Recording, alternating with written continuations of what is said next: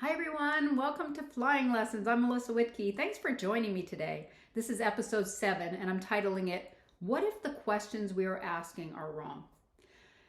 Where did this come from? So this came from talking to some people, working with some people on what I'm most passionate about. What I love to do most is to encourage people to follow their path in life, to start on a path that fulfills them in every way imaginable, that helps them, brings them to life. As you know, I have always talked about that I believe we're here for a reason, that I believe what the Bible says, that there's a plan for our lives, that we're predestined and pre-planned, that that God had a good plan for our life before we were formed in our mother's womb. So I believe that fully, and I love nothing more than encouraging people to go out and figure out what that is in their life. For me, I love to do this. I love to talk to people and to share and encourage people, and I do it in my everyday life as well.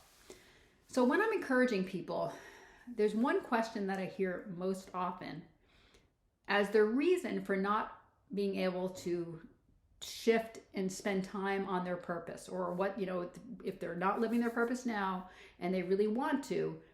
There's one question I get asked more than any other: where can I find the time? And we've all said that. How many times have you said it? I've said it all. Oh my gosh, so many times. I don't have the time. How am I going to find the time to do this? So for me, when I have a full-time consulting job and we have a product business and I'm starting another platform that I'm very excited about. And so I'm always doing something.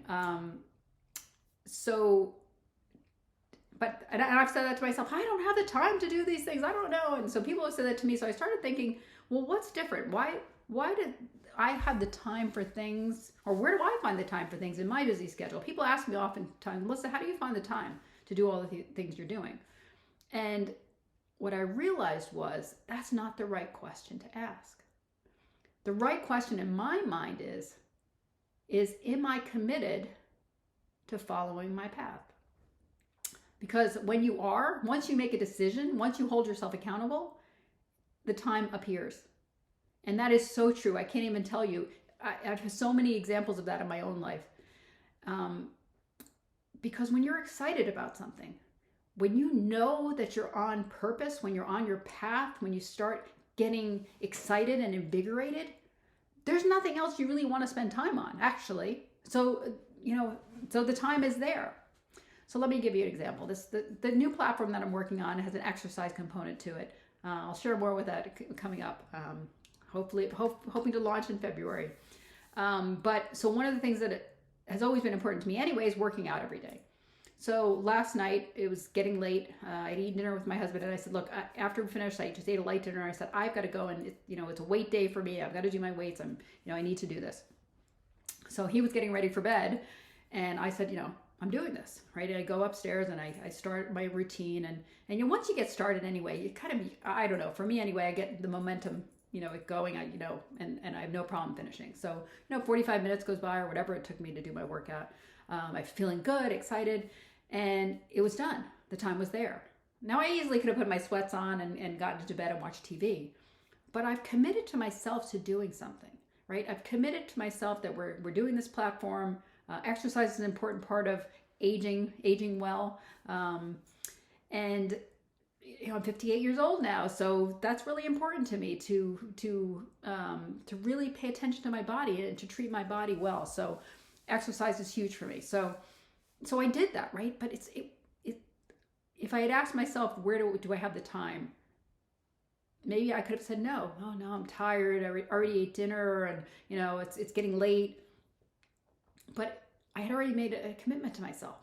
I'm accountable to me because I'm working towards something that's important to me, something I decided that's really important, and I have partners, and I'm going to make this work, and we're going to give it my all anyway. We'll see where it ends up. But that is what drives me. That's where the time creates itself almost. Because once you decide to do something, it's not about where do I find the time. You take the time, you make the time. It's there. It kind of just unfolds for you. I'll give you another example. I'm getting ready to do this certification called Laughter Yoga, and it's amazing, and I'm going to look forward to sharing it with a lot of people. but it's taught by a doctor in India. And so the classes that I'm going to be taking, they're online classes because I'm not flying to India, online classes. But for me in the Eastern time zone, it's going to be at 10:30 at night. And it's only 12-day classes, and in my mind, I always say I can do anything for 12 days. But 10:30 at night, normally if you know me, I'm an early riser, so I'm usually sound asleep by 10:30 at night. But I've said to myself, I've committed to myself. I paid the money for the class. I've told people I'm going to do this. I'm now accountable to myself and all the people that I told I'm going to do this, because I'm going to share it with lots of people, because I think it's an amazing way of exercising our body and laughter. There's nothing better than laughter for me. But that time is there, right? It's there. It's whether or not I choose to use it in this way to move myself forward. Are you starting to get where I'm going with this? The question that we use that time question often to stop us. It's more of an excuse, I've realized. And again, I'm just as guilty as everyone else. Believe me, I've used that in spades in my lifetime. Not so much anymore, because I'm pushing myself. I'm challenging myself more. Why is that? I'm 58 years old. If I don't do it now, I'll never do it. You ever heard the expression, if not now, when? I'm changing that up in my mind anyway. And I wrote down today in my journal, if not now, never. That's something I want people to think about. Because so oftentimes we say we'll do it later. But do we?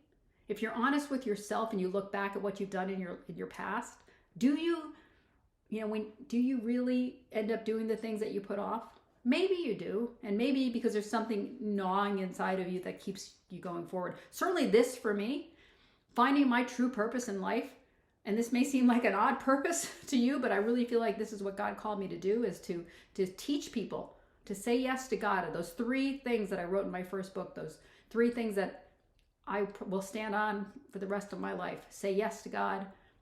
Find the gifts, what makes you unique. Find your what is you, what brings you to life, this exciting part. That's when you get people excited about it. I love it. And then using those gifts to serve others with love. That's what we're here for. That's what life is here for. And so, when you get people excited about life, when you bring people back to their purpose, then it's not a time issue. They get excited. They start feeling the fulfillment of their purpose. That's the thing that I'm seeing in my life finally. And I'm 58 years old. One of the reasons I'm doing this is because I'm 58 years old.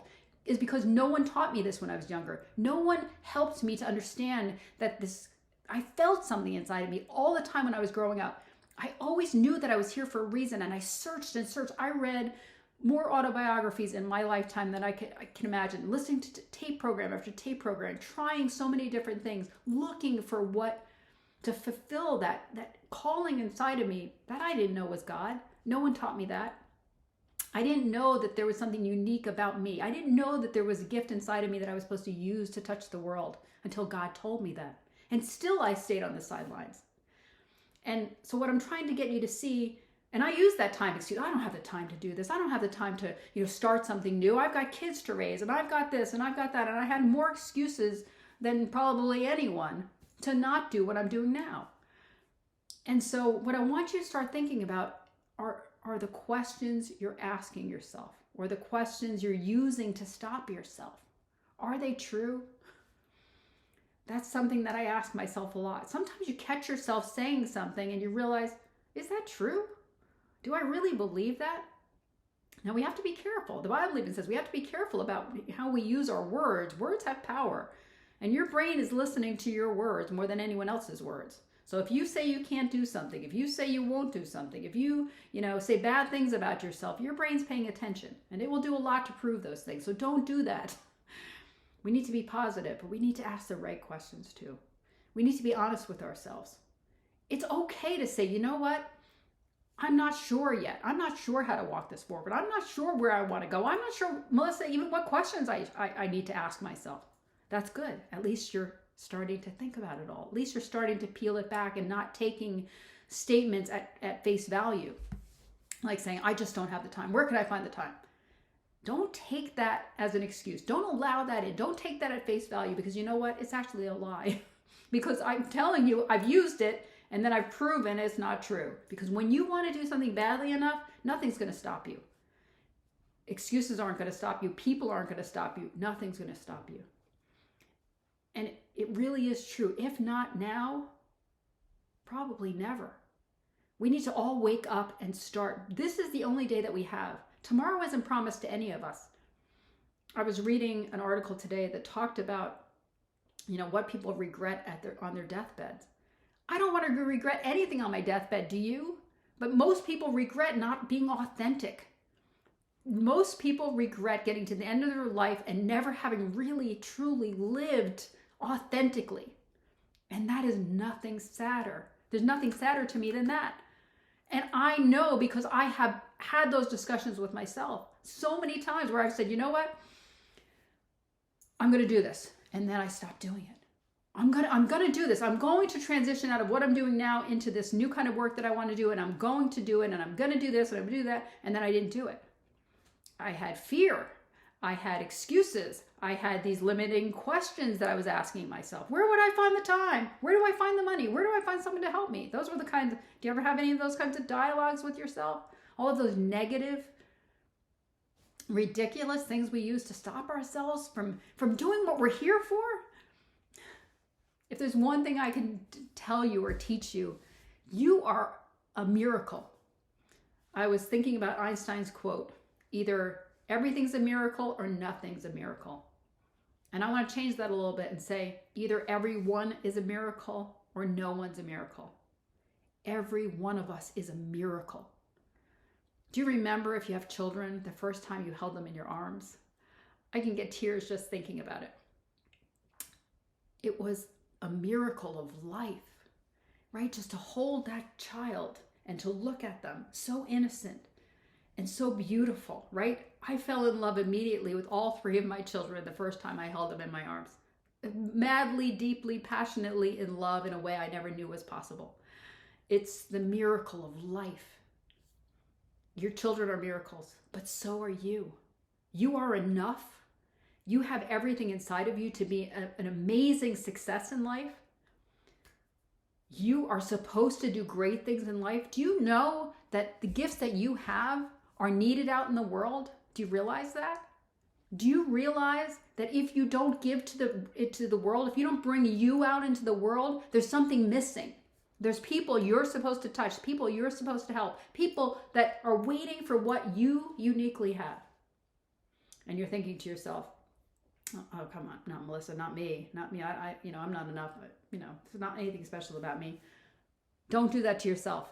You are special. You are beautiful. You are perfect as God intended you to be. That's something I tell my kids all the time. You are perfect as God intended you to be. And you know what? I have to tell myself that too. This is hard for me too. But you know what? I did this class, a Tony Robbins, Dean Graziosi class. I started when we were on vacation. We had a wonderful vacation this year. And I did 3 days while I was on my vacation, and then it was an 8-week class. And part of it was you got on these Zoom sessions and you were put in breakout rooms with people all over the world. And I loved it. We're all pursuing some type of coaching and self-education and teaching people, how to, find their best selves. People are teaching all sorts of amazing things. I got to talk to people all over the world. It was really cool. But one of the things you see so much is people doubting themselves. That's the number one thing that we have to eliminate. We have to encourage each other to ask better questions, to push through, and I want you to do what I'm trying to do here. One of the reasons I'm doing this is because I didn't have people do this for me in my lifetime. I had great parents and, had some issues with my dad. One day I'll actually talk about some of that. But, I always believe that people do the best they can mostly. So I don't blame anyone for what I had or didn't have in my lifetime. But I didn't get a lot of this when I was young. No one said to me, Melissa, here's the gifts I see inside of you. You're here for a reason. But I had that calling inside of me. I knew there was something inside of me, and I knew I was supposed to find it. And I finally did when I found God 12 years ago. I've been studying God's word now in earnest for 12 years. And I am a different person because of it. I am a better person in every possible way. I'm not perfect. I have got a long way to go, but I'm so much better than I used to be. But it's accepting that there's a reason for you to be here now, that there's something that only you can do that the world needs. And that's what I want you to think about. So I want you to really think about, what questions are you asking yourself? And when someone asks you about, what are you here for? Or, about your passion, or what brings you to life, or what you feel like your purpose is in life, or maybe you don't know yet. And we're going to talk some more about that. But a lot of people kind of know, they kind of have an idea, but they use these bad questions to stop them. So that's where I want to leave it today. I want you to start paying attention to the questions you're asking yourself, the things that you're using to stop your progress in life. Remember a time. This is an exercise I want you to do. I want you to go and find 3 examples of things in your life where you made a decision, you showed up, you followed through, and you felt great. I want you to think of 3 things, big things, not small things. I want you to think of things that, probably took some time, like my Black Sash in Kung Fu, which was a 7-year journey. This platform I've been working on, the new platform I'm about to start, we're over a year into it. We haven't even launched yet. Getting close. I'll share more about that too. What have you committed to yourself for? What have you committed to other people for and followed through on? And I want you to start thinking about those things. Write them down. And we're going to talk some more when we get together again next time. But I want you to start to see what you're capable of. I want you to start remembering the accomplishments that you've had in your life. The things when you did say yes to yourself, when you held yourself accountable and you took the actions you needed to do to achieve the result. You have it inside of you. Every one of us has everything we need inside of us to be success the way God chose for us to be successful. Do you realize that? And if you're here right now with me, and if you're striving to uncover and unlock whatever it is inside it that's going to bring you to life, you're already successful. That's the other thing that we don't hear enough of in life, is that you are already successful where you are today. If you are on a journey to be better, to better yourself, to do more, to share more, to give more, love more, be more in the world, you're already successful. And I want you to know that. I see you. You're beautiful and you're perfect as God intended you to be. So that's our message for today. Pay attention to what the questions you're asking yourself and the questions you're asking other people too. Help other people see that maybe the questions they're asking are not serving them either. Help them to ask better questions. Help them to remember their greatness. Help them to shine, because every one of us, again, the other thing I want to leave you with, one more thought. So often people are worried about sharing who they are and what their gifts are with other people, as if someone else could take your gifts. No one can take your gifts. You're unique. You're perfect as God intended you to be. Remember that. Share your gifts with everyone. Don't hold it in. Your gifts are meant to be used in service to others with love. That's what we're here for. So that's it for today. Thanks for joining me, and I'll look forward to next time. Take care.